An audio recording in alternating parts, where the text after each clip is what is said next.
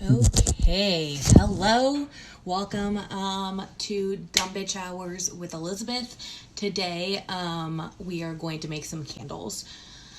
I am guilty, like very many people that I know, of having a problem and buying Bath and Body Works candles every single time they go on sale. And so I decided one time when FabFitFun was having a sale to buy these cool vases that have like constellations on them. They come in, there's this like mauve one, a navy one, and a white one. Real pretty. So I decided to buy them and that I was going to make my own candles to put inside of them. So I figured this would be a cheaper alternative to buying candles every time they're on sale. This isn't a particularly cheap hobby, so I haven't done the math to see if this actually cuts down on any of the money that I'm spending. But we're gonna do it anyways. We're gonna hope that this actually at least breaks even. I don't know. So I've got this guy. My kit that I bought came with wicks. I think that I'm gonna put 2 in it. I don't really know. It's definitely not big enough to be a 3-wick candle, but I kind of feel like having 1 wick would be not enough. There's like a science to figuring out how many wicks and what size wick, and that's a lot of math and science that I'm not willing to do. So, using the wicks that came with it, hoping for the best. They came with these cool little sticker things also, so that'll help me out. And then I've got 10 pounds of wax, and I believe that it is soy wax that I got.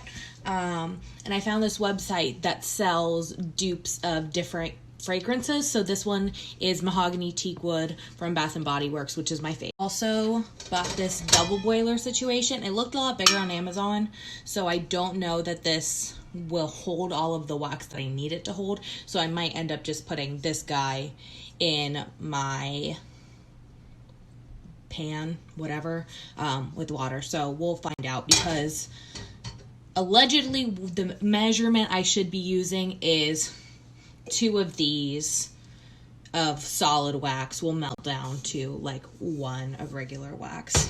And then I also got pew pew pew. It is a laser thermometer. Cannot be used on the humans, but it will tell me what temperature the wax is, so I know when to add the fragrance in, stuff. So that's basically as much information as I know. So listen, I'm a genius. I have my double boiler going, right? And then I go to freaking stir and realize I might not be as much of a genius as I thought, because here this is swirling all around. There's no handle, so I can't just like hold on to it. So we're going to hope that whenever I get my oven mitt on, I'll be able to hold it in place enough to stir this up so that it melts evenly. Stay tuned. Honestly, I don't remember how hot this is supposed to get, when I'm supposed to pour it, when I'm supposed to add the fragrance. I don't remember any of that. So we're going to find out, and we're going to make some candles, and hopefully it turns out well so I can, keep using it. Oh, and this smells so good. But yeah, stay tuned.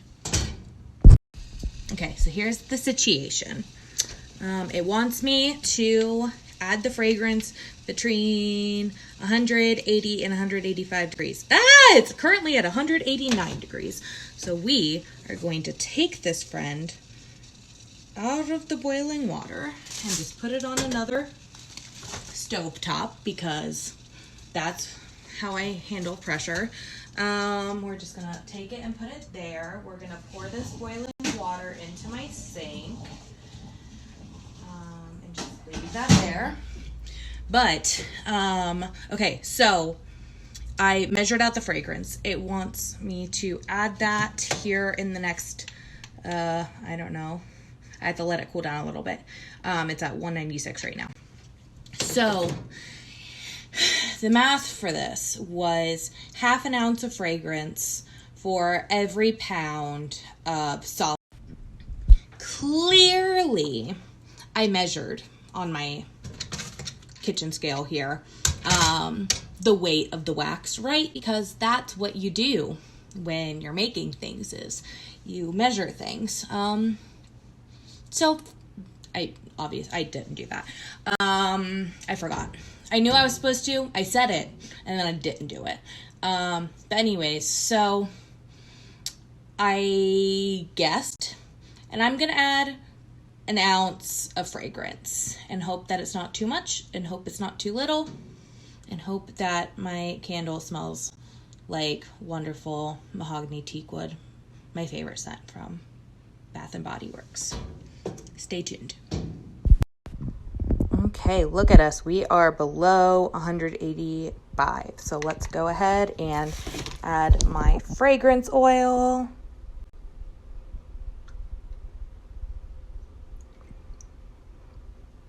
Okay, and let me get my spoon. Or we're just going to use a different spoon because I put water on that, and I know that water and oil don't mix well. So we're going to use this friend, and it says to stir until completely mixed in. And you know, it all just looks like liquid to me, so I'm not entirely sure how I'm supposed to know that. But damn, that smells good. I think I'm almost 150% sure that I put too much fragrance oil in this, but this is just what we're gonna live with. And you know, I have 2 more mahogany teak woods at least that I'm gonna make. Okie dokie. So here we've got my container. Here's a better little view of it. Cute. And so I have the wicks in there. I just put them kind of where I thought that they would work. And then I've got this hair clip that will keep the wicks where I want them ish, you know. And that way they don't just kind of like move with the wax and end up sticking like whenever it dries or cools or hardens, whatever the frick. Anyways, then it'll stand upright, okay? That's what I'm trying to say. Words are hard. I apologize. So while I'm waiting for the wax to cool enough to pour, I thought I would show you the other 2 bases that I've got. This is the white one, and it's got like navy constellations on it. The mauve one has white constellations, and so does, there's some styrofoam. So does this blue one. And they're super pretty, and I think that they're going to make really great candles, and it works because I wanted these, but I unfortunately kill any plants. I learned this from all 3 years of science fair, where I solely did botany projects because my dad was a landscaper, and all I had to do was kill plants and make a pretty board, and then I would get at least an honorable mention, even though I didn't really have to try, and I did it all the night before, and I faked my data. But you know, anyways, all that to say that I kill plants and I wanted these pretty vases, and so I found what theoretically could be a good use for them. I'm gonna go ahead and check my temperature. I'm at 148 degrees Fahrenheit. I need it to be down to like 140. So we are almost there, and then I can pour it into my jar, and then I don't really know what happens. I don't remember how long it needs to cool for. I don't know if this is like something that'll finish tonight. I don't know if it's something that'll finish tomorrow. No, I don't know. So I went back and I read the Google, and it said that it actually wanted this to be at like 135, which you can see it now is. So we're going to pick this bad boy up and pour it in.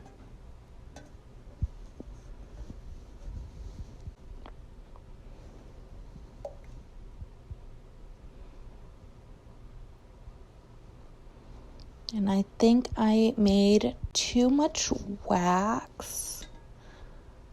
We're just gonna pour it all the way to the top, I guess. So yeah, I still haven't figured out how long I need this to like chill for. So I don't know what's gonna happen, but you know, it smells good as of now, which is all I could hope for, to be honest. One more little tidbit before I go to the Google to figure out what my next steps are.